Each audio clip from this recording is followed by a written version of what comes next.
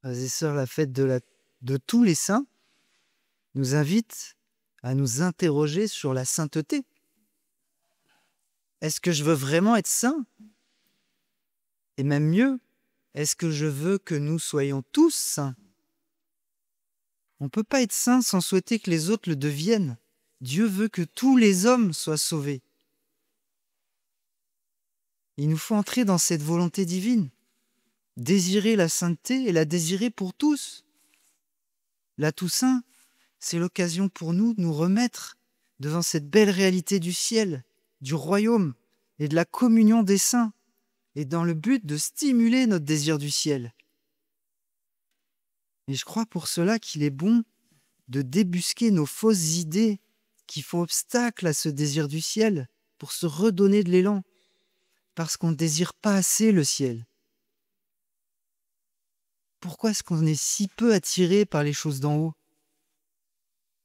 Alors peut-être qu'on a tendance à entendre que les 144 000 élus dont il est question dans le livre de l'Apocalypse, c'était un groupe d'élite, un groupe d'élus qui accèdent au ciel, mais pour qui, vous voyez, c'est réservé, c'est une manière héroïque de vivre toutes les béatitudes que Jésus proclame. Non, le livre de l'Apocalypse prend soin de préciser une foule immense que nul ne pouvait dénombrer. 144 000, c'est un symbole. C'est la totalité du peuple des sauvés. C'est 12 tribus fois 12 apôtres, fois 1000, fois la multitude, fois la totalité. Donc il y a de la place. Et c'est même la place que Dieu nous destine. Il n'y en a pas d'autre. On est saint ou on ne l'est pas. Au ciel, il n'y a que des saints. Et Dieu n'est pas inaccessible. Dieu n'est pas un pervers qui demanderait l'impossible à ses disciples. Quand Jésus prêche les béatitudes, nous on a l'impression qu'humainement, c'est des malédictions. Vous voyez, la pauvreté, les pleurs, la faim, les persécutions, les insultes.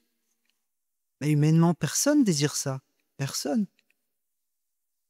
Mais si Jésus nous dit que ce sont des chemins pour être heureux de la bonne manière, c'est parce que les gens qu'il a en face de lui sont des pauvres, sont des affamés, sont des petites victimes, des grandes victimes parfois d'injustice, que les puissants persécutent.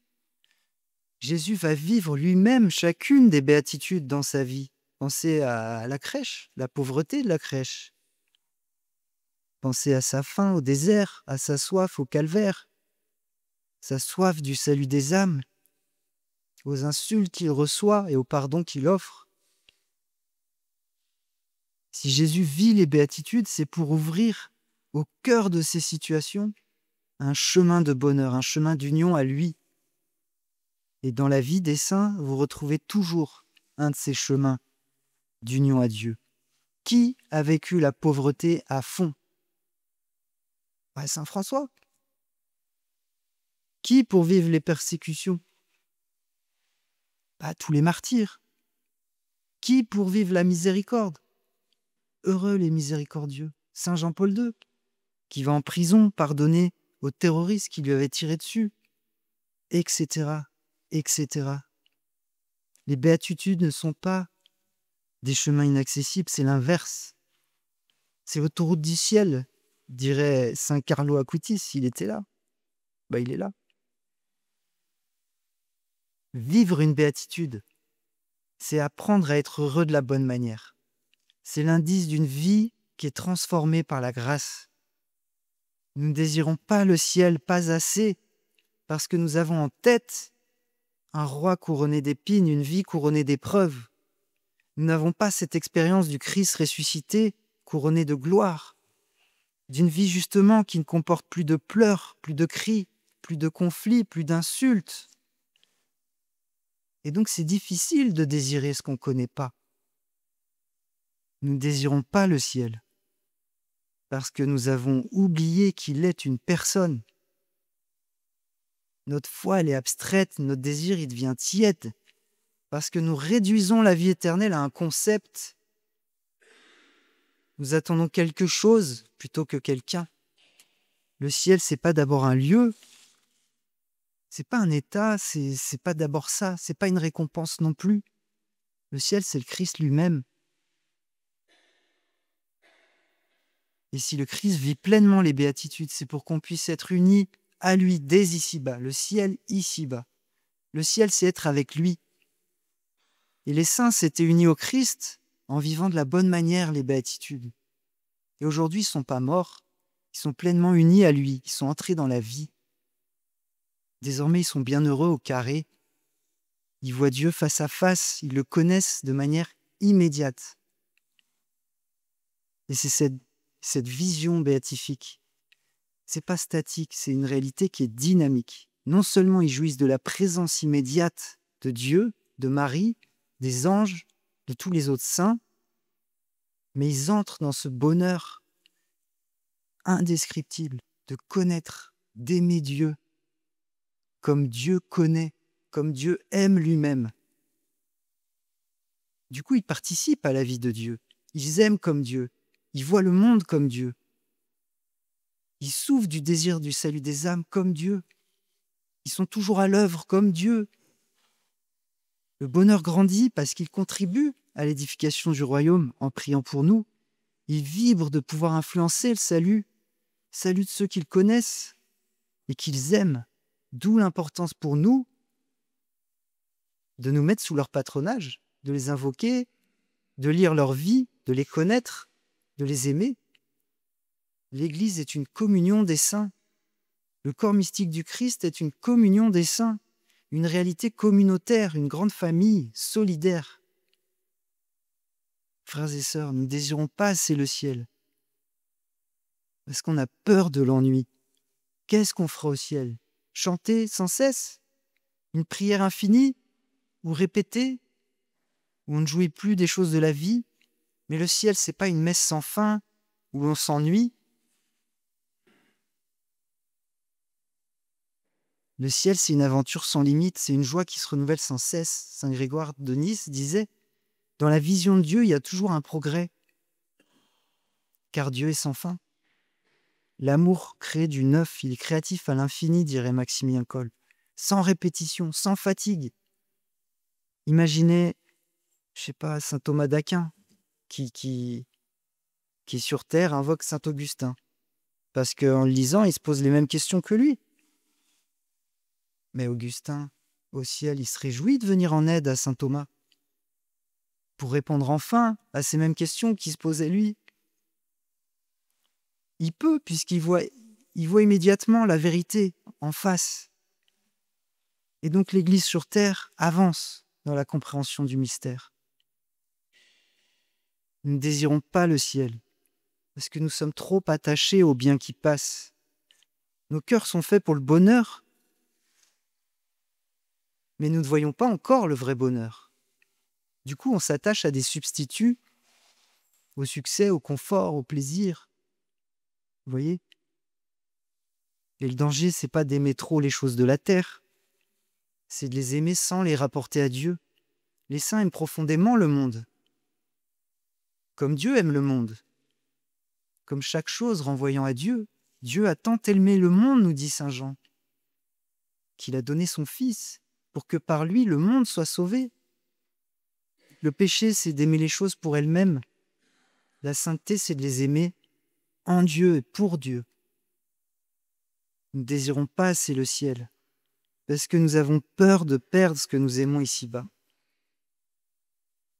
On aime la beauté du monde, les liens, les relations humaines, les sensations.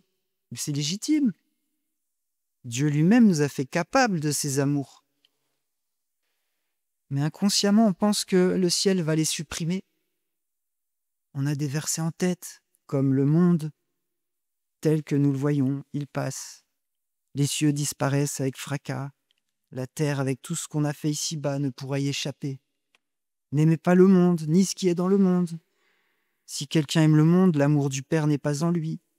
Tout ce qu'il y a dans le monde, la convoitise de la chair, la convoitise des yeux, l'arrogance de la richesse, tout cela ne vient pas du Père, mais du monde. Or, le monde passe, et la convoitise avec lui. Mais c'est la convoitise et l'arrogance qui seront supprimées. Ce qui a été fait avec amour ne passera pas, la charité demeurera. Vatican II dit, c'est le monde défiguré par le péché qui passe. Dire que le monde prendra fin, c'est pas dire qu'il sera réduit à néant. C'est dire qu'il sera radicalement transformé. Dieu a créé tous les êtres pour qu'ils subsistent, dit la sagesse. Nous ne verrons pas d'autres cieux ni notre terre, dit saint Jérôme. Nous verrons les cieux et la terre d'autrefois et la terre ancienne améliorée. Le ciel ne détruit pas les bonnes choses, les bonnes œuvres ou l'amour humain, il les transfigure. Et donc ce que nous goûtons ici-bas n'est qu'un avant-goût. Le Seigneur prend plaisir à nous faire participer à l'édification du royaume, en jetant semences. Et les saints découvrent avec émerveillement les fruits de tout ce qu'ils ont semé quand ils étaient sur terre. Sainte Monique, elle voit les âmes sauvées par les larmes qu'elle a vécues, qu'elle a versées durant sa vie pour son fils, Augustin. Imaginez Saint Benoît, Saint Dominique, Saint Ignace, qui voient tous leurs fils, toutes les œuvres qui ont germé à partir de cette simple graine qu'ils ont jetée en terre, de cette petite famille religieuse qu'ils ont créée, fondée. Leur joie, elle n'est pas additionnée, non. Au ciel, elle est multipliée par la communion. Tous se réjouissent du bien de l'autre. La gloire de l'un devient la gloire de tous. On ne désire pas assez le ciel. Parce qu'on craint d'y perdre notre personnalité, on craint de perdre notre liberté. Si tout le monde était pareil ou bien fusionne dans un grand tout, mais c'est pas ça. La foi chrétienne enseigne l'inverse. Plus nous serons unis à Dieu, plus nous serons nous-mêmes. La sainteté, c'est notre identité en plénitude. Les saints ne sont pas uniformes. Chacun devient un miroir où les autres peuvent voir un nouveau visage, un nouveau reflet du visage de Dieu. Imaginez Sainte Thérèse qui rencontre Jeanne d'Arc. Mais elle s'émerveille de sa bravoure. Waouh, une guerrière, moi j'ai pas pu. Elle goûte la gloire de la guerrière comme si c'était la sienne. Et saint François, quand on remet une couche, il se met à chanter. Loué sois-tu, Seigneur, pour la lumière de tes servantes. Frères et sœurs, chaque joie humaine est une ombre du bonheur éternel. Finalement, l'homme désire le ciel, mais sans le savoir. L'amitié, c'est une communion d'amour. La musique, c'est une symphonie de notes variées, différentes. Vous voyez, tout cela nous parle secrètement du royaume. Le ciel, c'est donc le lieu de tous les accomplissements, et pas de leur effacement. Mais les saints que nous fêtons aujourd'hui, ils ne sont pas encore dans la pleine béatitude. Non. Ils sont en manque, ils sont en attente. Ils nous attendent pour augmenter la joie du ciel. Ils attendent la résurrection de leur corps qu'aura lieu à la parousie. Ce sera un renouveau pour eux, puisque c'est dans tout leur corps et dans leur âme qu'ils pourront se réjouir. Un corps animé par une âme divinisée ne peut être que transfiguré, que glorifié. Mais nous avons un corps. Nous pouvons semer en ce monde des graines d'éternité par nos bonnes œuvres. Nous pouvons communier corporellement au ciel, le faire descendre sur la terre jusque dans nos corps. À chaque Eucharistie, nous pouvons déjà goûter une part du banquet céleste. Alors demandons à tous les saints de grandir dans ce désir du ciel. Et réjouissez-vous, soyez dans l'allégresse, votre récompense est grande dans les cieux.